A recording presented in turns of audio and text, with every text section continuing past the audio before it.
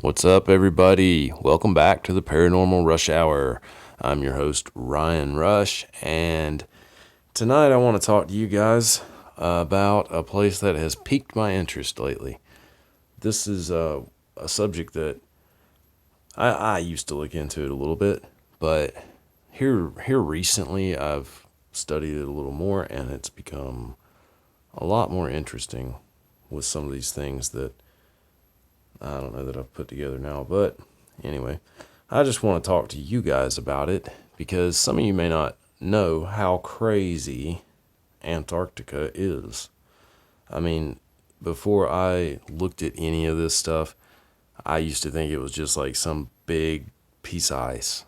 That was basically like my idea of Antarctica. It was just a big bunch of ice desert, that kind of thing. That's what I saw it as.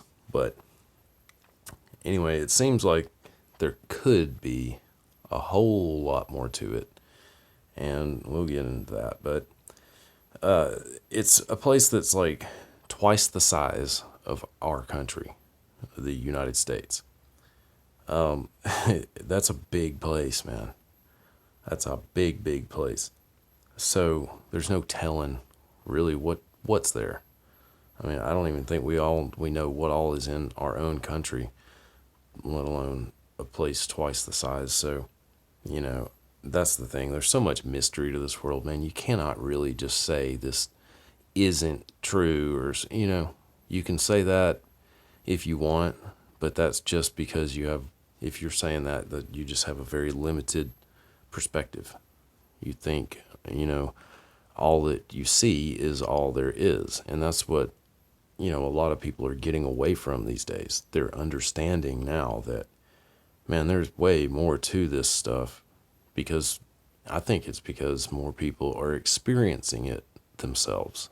Like they're having these experiences, these paranormal things, occurring, even just like seeing a ghost and stuff.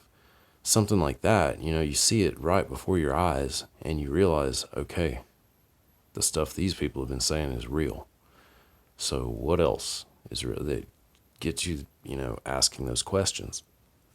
So anyway, that's I think where we're at these days. So these people who, I'm not saying any of you guys are like this, because if you're watching this show, more than likely you have a pretty open mind. I would hope anyway. Most people who are into this do, or they want to. But anyway, all right. There are natural anomalies that occur up there that are just crazy themselves. And these are supposed to have a scientific explanation, of why it occurs. But one of them is I always thought this was interesting too, the singing ice that they have. There's like this big ice shelf up there, and it makes this constant noise. And I don't think it's audible to us, to our range of hearing, but it's always there. Like they can pick it up with, HD mics or something somehow. But you can look that up and see it, and hear it. I mean, they have recordings of it amplified to where we can hear it. But it's like this constant noise, and they say it's the wind blowing over all the formations in the ice, causing this sound to occur constantly. I guess there's a constant wind blowing. Probably is because it's like minus 60 degrees or something. It's cold up there. Anyway,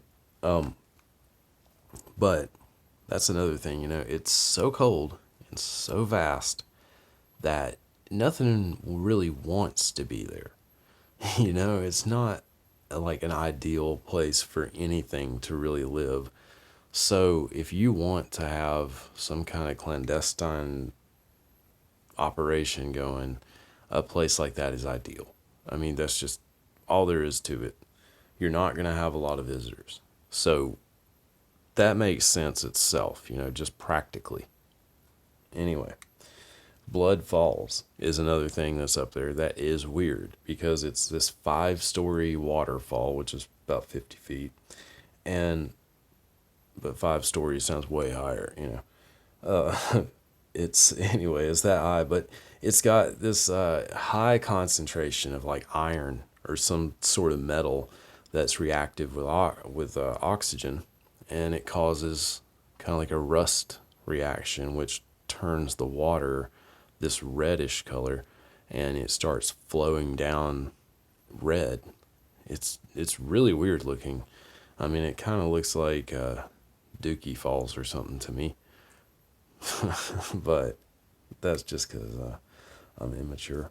Anyway, it really doesn't look that red when it's coming down the waterfall, is what I'm saying. It looks more brownish, but I have seen pictures where I guess it's collected and maybe oxidized even more, and it's been like more of a blood looking color. So I guess it can turn blood colored.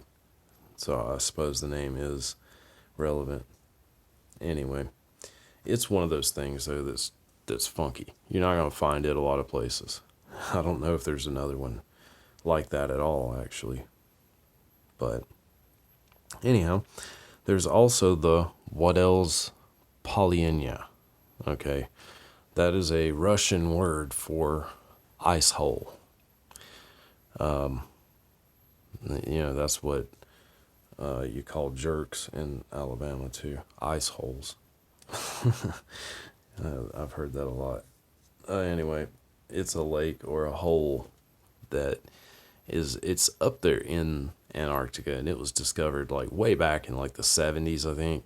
It was like 1974, I think it was first discovered, and it was massive. It was like the size of Oregon or something. I mean, it was a big a big hole, and it was it was just there. They couldn't really explain how it got there. Polynyas aren't necessarily odd.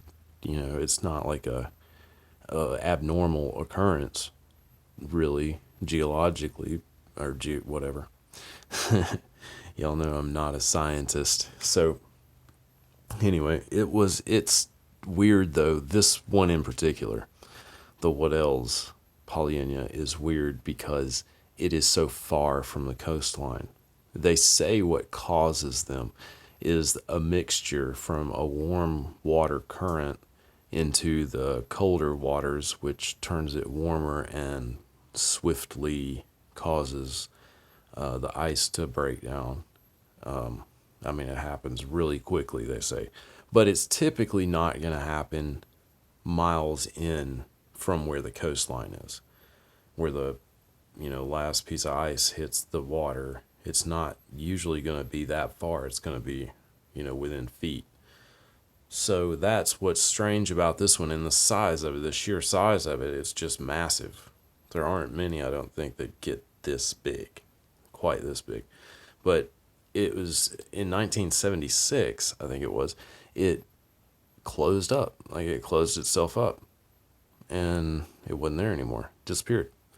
So then, fast forward to 2016, it was rediscovered. And I think it was about the size of Maryland this time, which is still big, really big, for a hole in the ice. And for it to just suddenly reappear, that's strange. And I do believe it is still there. I don't think it's gone away. So you guys can check that out as much as you want to. But they don't know. I mean, there's a lot of scientists. They're like, look, this is too weird to be just a normal occurrence like they usually are. The setting is just too strange. So, they say it's almost like somebody just put a hole there. Like somebody took a drill and knocked a hole right through it. And who knows? It's closed up and opened back up. So in the same place, that's just weird anyway. There's something strange there. And there's other weird stuff like that too. There's like this cave where, and you guys might have seen pictures of this that's been around a while, but there's this cave there that you can see this, it looks like half of a UFO, like a disc, like a flying saucer looking UFO, like sticking out of this opening in the side of a mountain up there or something.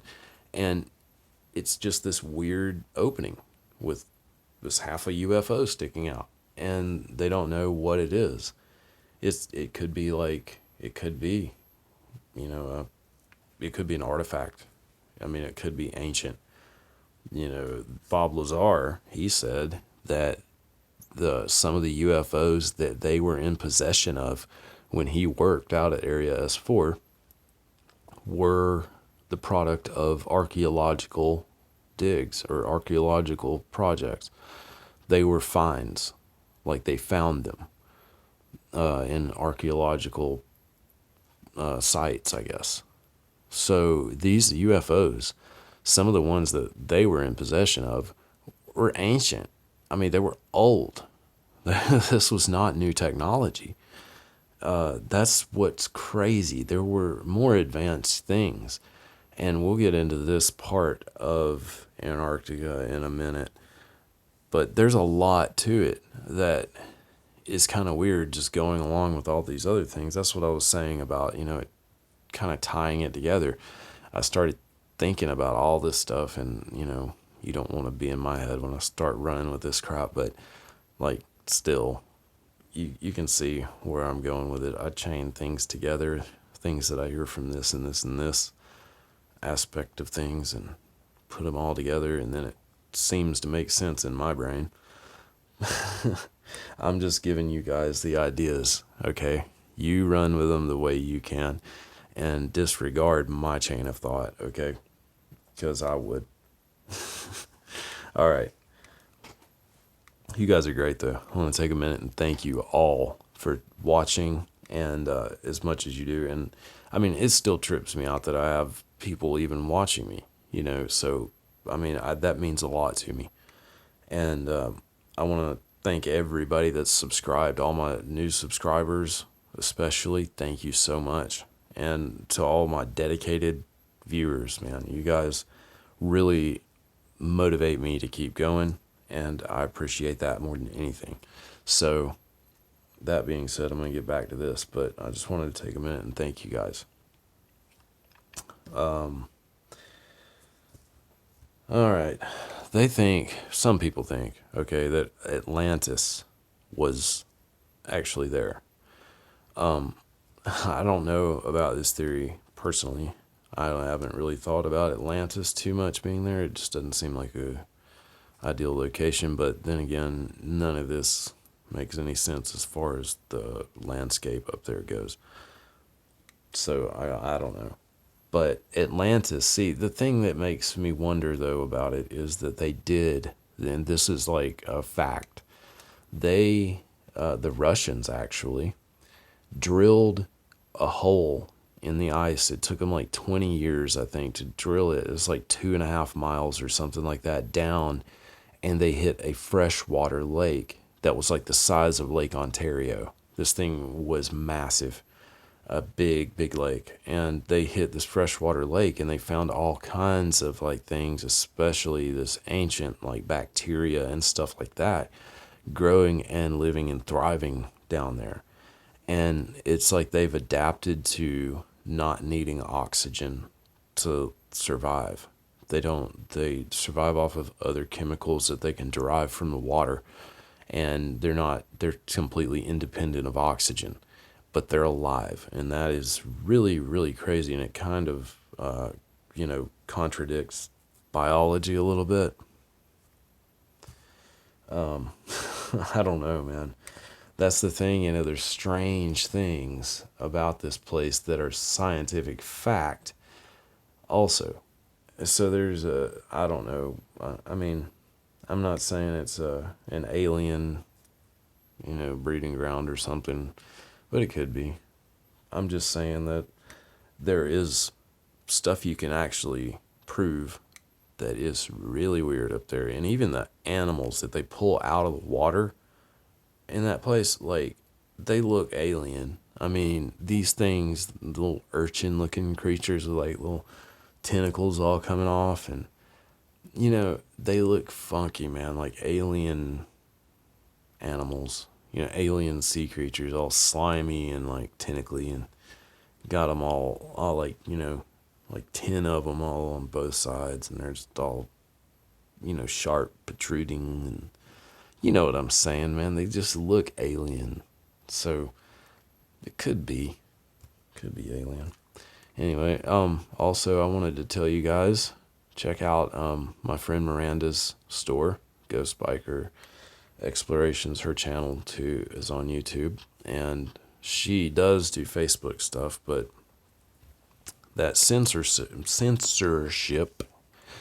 crap that they pulled not long ago, where they banned people who had channels for no reason other than they could possibly incite some sort of insurrection, I guess, prior to the inauguration. They banned like so many accounts. I think it was Facebook did like 2 million or something. And Miranda's was one of them, because we were supposed to do a live stream. I was going to go on her live stream that night, and we decided not to mutually because of the fact that they had banned her from going live on Facebook. I mean, she couldn't comment on anything, or it was just crazy.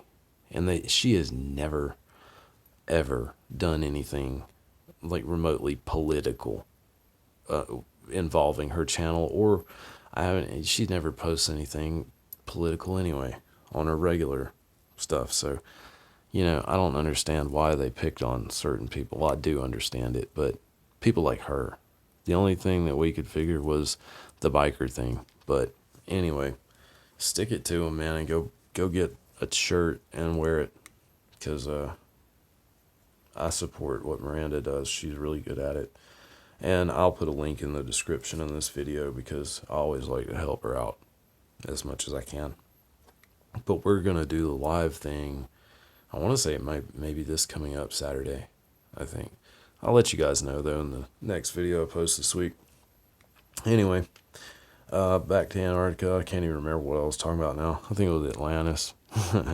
But the Atlantis thing, it's weird, though, because there could be, if there's an underground lake, a big underground lake under 2 miles of ice, who knows what else is under there that this ice is pushing into the earth.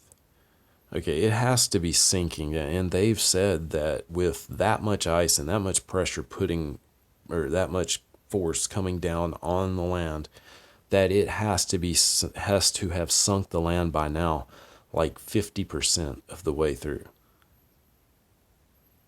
That's pretty weird, if you ask me. I don't know where they get those numbers, or what that's in reference to. I guess just in general theory, but that's pretty crazy, and there is no doubt there's a lot of force coming down. I mean, they've even found the lowest point on the planet in Antarctica, and it is like 2.5 miles below sea level. So take like twice the height of Denver, and reverse it, and that's that's the lowest point on Earth. Now that's crazy right there. That's a low spot, okay? And that's just natural. This is a natural point, and this is totally aside from the Russians drilling. This is like natural formation. It was like a canyon or something that they found up there. It's weird. It's weird. I mean, that's the thing. There is weird stuff up there that you wouldn't really think about. You think about this big sheet of ice and nothing else to it, except there's a big sheet of ice there that doesn't really do much. Sits there. Nothing lives there. It's just barren land. But, I mean, that is the perfect place to hide whatever you want, There's no question about that. So that's what keeps me wondering if all this is actually, just a bunch of crap or what. I don't know. But there's some other theories, okay, we'll explore these, about the Nazis having a base up there. Okay, it's known that they went up there like in I think it was like 1937 or something like that, and they went to claim a portion of Antarctica from Norway, and it was like Queen Maud Land, I think is what it was called, and I think it was all three separate words, Queen Maud Land, and the Queen Maud Land was owned by, or claimed, I guess, by Norway, and they went up there and seized it from them. And I believe they did that with the intent of putting a base up there. And you can like Google base 211, I think it is 211, and that I believe is what they called it or something like that. But anyway, it has something to do with them and Antarctica and a military base.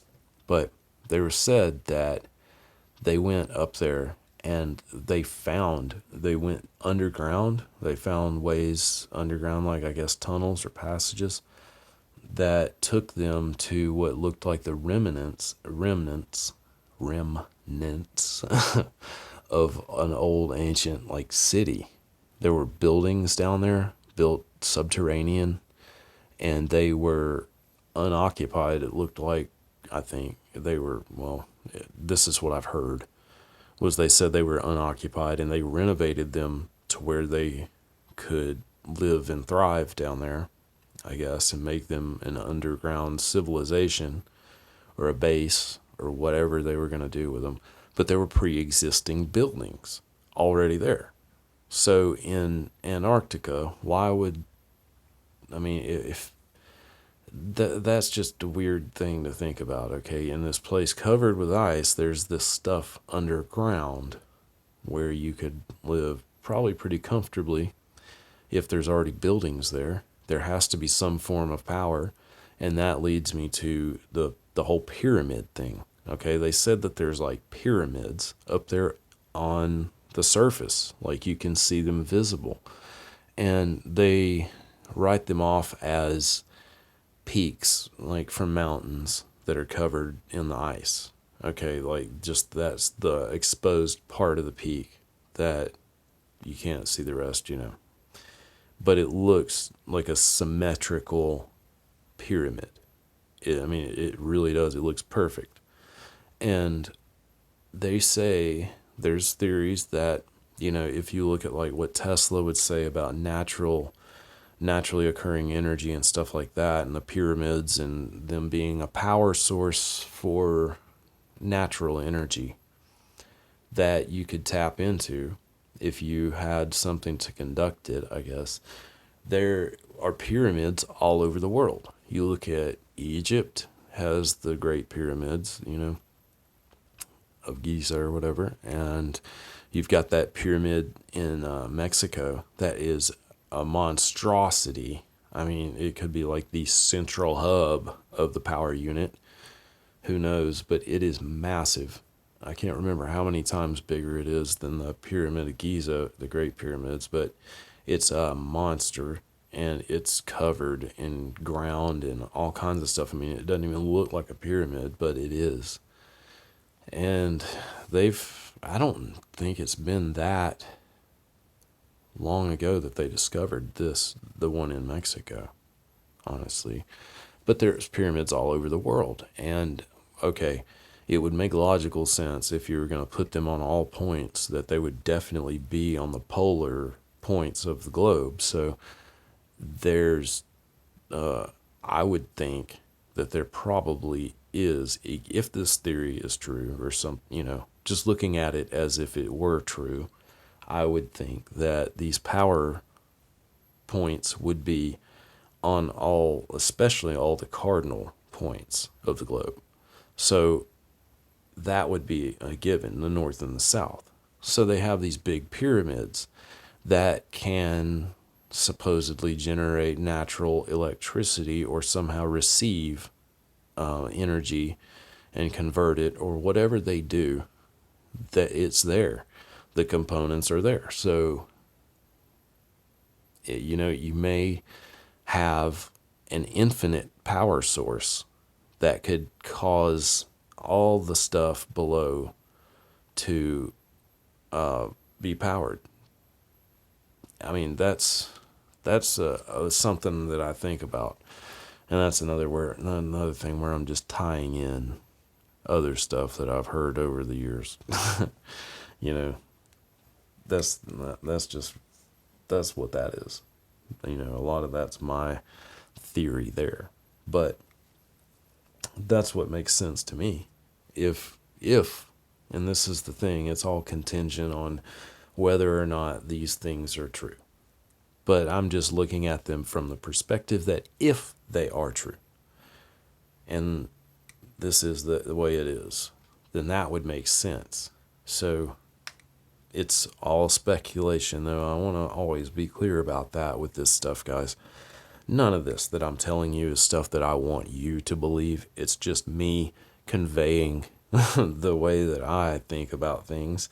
And, you know, I mix in the facts with it, though, the things that I have read and that are said and the theories and stuff. I just want to expose you guys to all that and let you think about it yourselves. And that's my whole reason for doing these kind of shows. I don't want you to think that I'm trying to make you believe what I think, because I definitely am not trying to do that. I would never do that to anyone. That's just too mean. All right. There's that Area 52 rumor, though, about this place that we have. I guess an Air Force base up there, or an air base. But the thing that gave way to this rumor is that there is a spot on Google Earth that you can look up that it looks like it was airbrushed out. And they've explained this away a million times, but it looks like something was airbrushed out of the picture there. And they think that that is where they're housing Area 52. That's where Area 52 is, the other secret base up there on Antarctica that we have, I guess. Who knows, man? Maybe they are. That wouldn't surprise me. What would be surprising about that? Them trying to hide or cover up a base up there. None of that would surprise me. Nothing crazy about that. Given what we know they do. Yeah. Anyway, there's, another thing about this place, there's strange shapes, like random shapes that will appear in like weird looking formations, I guess, in the snow and stuff. But there's these weird shapes that will appear. Some of them look like little cigar shaped stuff, and like with like little balls over here, and who knows, man, weird looking like imprints and stuff. It's just like something you would see on Mars or something. It reminds me of that. And that will show up just randomly in random places when they look at the surface of Antarctica. So that's some strange stuff too. Back to the whole Nazi thing, what I was going to say too that ties in with this is that Hitler, they say that, okay, he escaped after World War II, escaped by submarine to Antarctica, to where they had already set up a base and a civilization and stuff like that for him.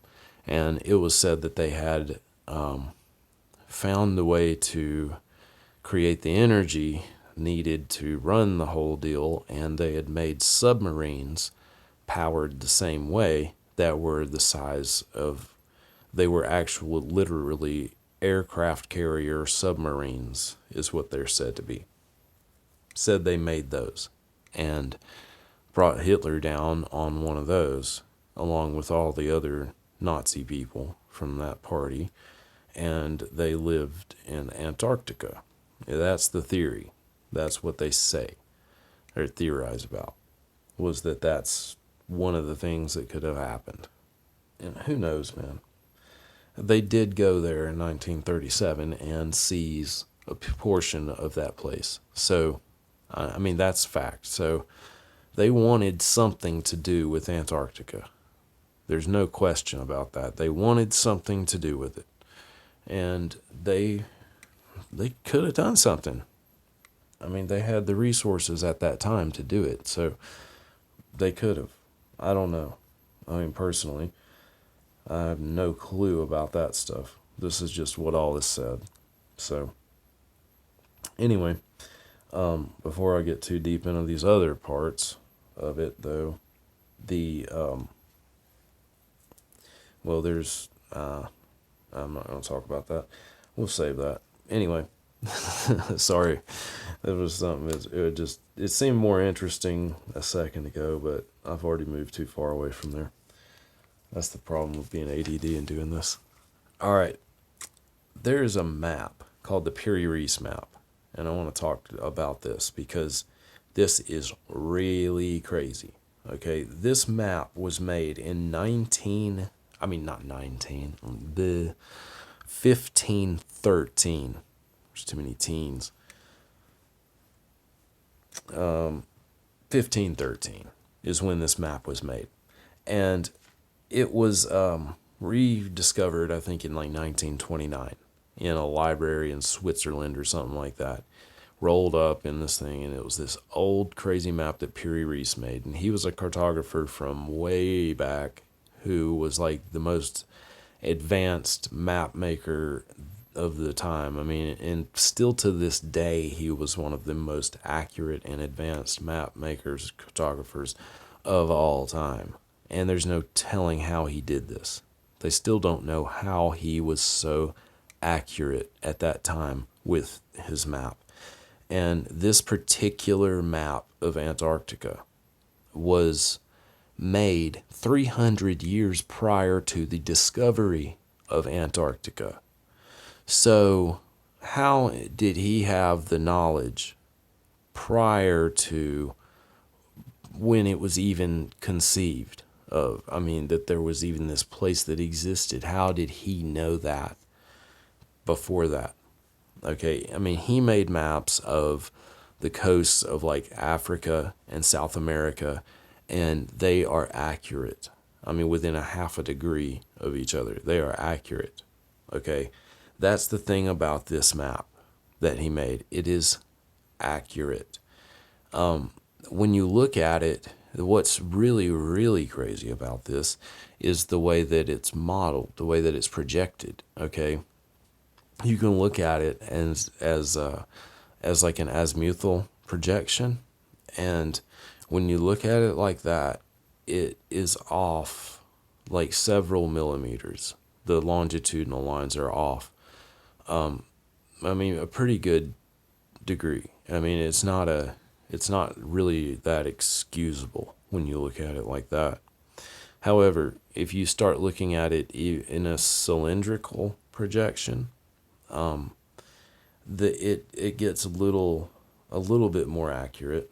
I mean, not completely, but it starts to make a little more sense. But then if you look at it like in a Mercator projection, which is where you would see it in the globe, you lay it out and it gives it a more dimensional scale. Then you see the longitudinal lines become accurate within like a millimeter or a half a degree of where they should be. So this map was created from like a Mercator projection, and which is a spherical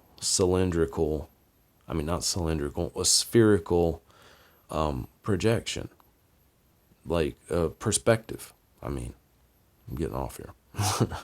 A spherical perspective. So whatever made this map had a view from above, and it would have to be a view from way above to see like this and to have this sort of accuracy. Now, the thing about Piri Reis, he himself said that he did not come up with this on his own, but he borrowed the ideas from over 20 different sources that already existed and had existed from the time of like Alexander the Great and before then. So we're talking about like before Christ. So these maps that he drew this one model from, this one extremely accurate model, he had sourced from over 20 other maps that already existed, which accurately portrayed the globe, the way that, everything is. Like something had already charted our planet prior to us being able to see it, That's that's the weird stuff, because this Antarctica map existed before it was ever found. So something knew about this already. Something already knew about this. And Piri Reis, he was an admiral. I can't even remember what nationality. I want to say French, but I could be totally wrong about that. So don't quote me, as you shouldn't, as you should know not to anyway. Anyway, but Piri Reis, he was an admiral in the Navy for wherever it was, and this guy, I mean, he knew what he was doing, but in order to do this was like an aerial viewpoint. I mean, this was just not something that people were really capable of getting back then. It wasn't, a viable way to make a map, or not viable. What am I even trying to say here? And available, I guess. Yeah. You couldn't just like go up in a plane or send up a satellite, stuff like that. And yet you had this extreme accuracy. And that to me is amazing. I mean, that really does amaze me. And somebody mapped our planet. That's the thing. Before we ever could, with accuracy that we can only match with today's technology, if that. I mean, if we can even get that close. This was ancient, I mean, it was drawn on like a animal hide, it was it was not a normal or a technological type of deal, it wasn't mapped out and graphed on a computer. I mean, it's primitive and it's so accurate. It's amazing. It really, really is. So anyway, I guess that's about all I need to say about Piri Reis. Let's talk about Richard Byrd. Richard E. Byrd. Admiral Richard E. Byrd. He is one of the key players in this Antarctica conspiracy type thing, especially with like the aliens and advanced civilizations and stuff living there. See, he was the first person, I think, probably the only person that flew over both the North and South Pole. Okay, he flew over the North Pole years before, I think, and when he did, he said that he flew over an area right in the center that was just lush greenery. I mean, like beautiful, lush plants all over the place, and not like what you would think in a place that's covered with ice. It's a place that exists right there in the center that's not covered with ice and should be. That's the thing about it. Well, he saw that, and it's known now that that's what he said that he saw. And go down to the South Pole. Okay, he starts leading these expeditions in Antarctica. I think he went 3 times. I think it was the first time he went. I think he just flew over it or something like that.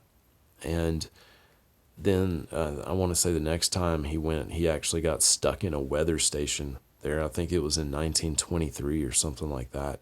And he ended up having to be rescued, and almost, it was an ordeal is what it sounded like to even rescue him from that place. But he had to stay there, or no, I think it was 123 days or something crazy like that, like 5 months, long time. He was stranded for a while. Anyway, it was at a weather station or something they had there. But he went back and led an expedition, like a Navy, or I think it was the Navy that did it, that sent him there. And he led this expedition there. And when they got there, he said it didn't take them long, and they found this place, this opening that led to an underground civilization. It was definitely like the way that it's said to be is it's just a big like world within our world. It's basically the hollow earth theory. Okay, the hollow earth theory that says inside the earth there is another world that exists, and the core of the earth being the sun for that world. And then you have the layer of earth separating that world from our world on the surface. Okay, and the world below is run by, well, we'll just talk about Byrd with this because he's the one that said all this. The place, they have a name for it too. The city Agartha. Agartha, that's it. I think it's Agartha or something like that. But Agartha, or Agartha, I've heard too, I want to say. But that's the name of this place, this world, this city, whatever, this civilization. And it's said that advanced races live under there and they operate within this hollow earth. And Byrd, in his diary, says that he first saw like woolly mammoths and stuff there, and that they had UFOs, and there's a name for them. They were Piri Reis, I want to say. Yeah, I want to say that's what it was called. It was a crazy little name. I know I probably wrote that down at one point. I have no idea where, but Piri, I'm pretty sure is what it was called. Flugelrads, that's it. Flugelrads, yeah. So that's what they called the UFOs that they had, the flying machines. And it was said that Byrd said this, that he was brought to the master of Earth, basically, and his name was Lucifer, I believe is what it was. And he said that he was told by him that he was very concerned about our tampering with atomic energy. And this was after the bomb, the one in Japan, Hiroshima, the atom bomb. After that happened, he became extremely concerned with what was going on up here and said that he had never interfered up here before, but he was going to be forced to if they did not cease what they were doing with nuclear energy. And he said that he had sent word to the governments, the world governments, and warned them all. And he said they have failed to heed his warnings. So he told Byrd to relay this message to them to stop and start taking care of stuff, I guess. That's what it's said that Byrd actually wrote in his diary. And he said that after they hit Hiroshima and Nagasaki or wherever it was, I could be getting that all wrong too. It's been a long weekend. Anyway, after the atom bomb went off, though, was dropped, he said they sent their Flugelrads up here, their advanced flying machines up here to the surface to see what was going on and monitor our activity up here. And this happened in 1947, I believe it was. And he said that I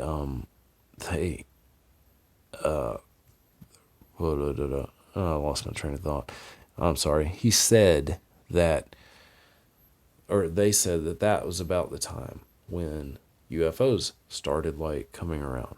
Okay, so there's this theory that there are extraterrestrials and or most likely advanced civilizations thriving in this hollow earth and building and living there, and they have this advanced technology, like extremely advanced technology, and that's where a lot of our technology comes from, is what they will release to us or something like that. There's a lot of speculation about all of this. And the thing is, like, a lot of people wonder, well, is it a portal that he went through, or is it an actual opening, a physical opening that you can get to this place through? I mean, if there is an opening and this place does exist, you could theoretically just go there. You know what I mean? So, but he said they had flying machines that they could fly from pole to pole, like inside the earth. Okay. This is really a hard thing to wrap your head around, but you've got this guy who was in the military, a high-ranking military. He was like a rear admiral. I mean, he was not just your Joe Blow crazy tinfoil hat wearing dude. This was back in the 40s. Okay, you didn't really have this crap like, people would make it up now. But I mean, especially in the military. And he went back, he said, and this, I believe, was in his diary too.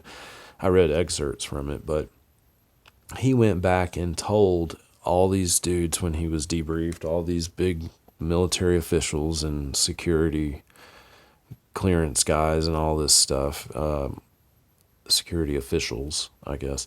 He told all these people about what he experienced down there, what he saw. He saw these advanced races, and spoke to the master, and he said, told him what all he said and all this stuff, and all these guys told him. He said that they told him, every one of them said, to not ever talk about what he experienced in Antarctica. And he wrote that they several times reminded him that he was a military man and he needed to follow their orders. So they were pretty serious about it, and he was afraid he was going to get killed. And I believe he released all this stuff right before he died or something like that. So there was something to all of it, and just these kind of things, if he really did do all this and really did release this right before he died and stuff, there's something to that, man. You're not just going to write this elaborate story and release that right before you die just for fun.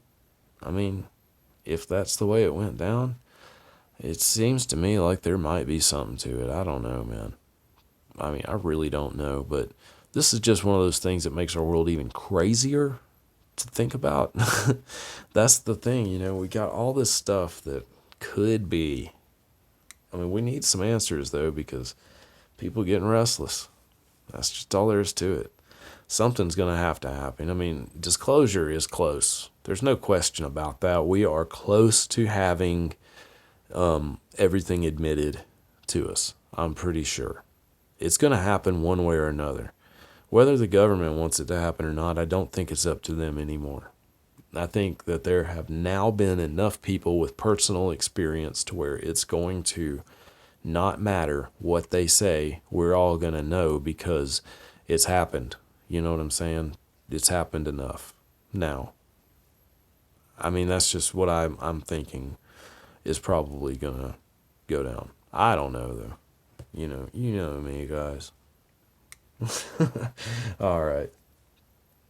Anyhow, there's another thing about get away from hollow earth and you go to flat earth. Okay. Antarctica is even involved in the flat earth theory, because the flat earth theory, okay, the way that I don't subscribe to this theory because I've grown up flying in airplanes, and I have been high enough in an airplane looking at a coast where I could see the curvature of the planet. It's curved, okay, and most likely a sphere. Without having seen it from space, that's my conclusion. It's probably spherical. Okay. That being said, the flat Earth theory, okay, is one where they say it's like a flat it's flat on the bottom and it's semi-curved, like a semicircle on the top, like that. And then there is a dome surrounding it, like we're in a giant biodome, okay? And this dome is where it's basically like the Truman Show.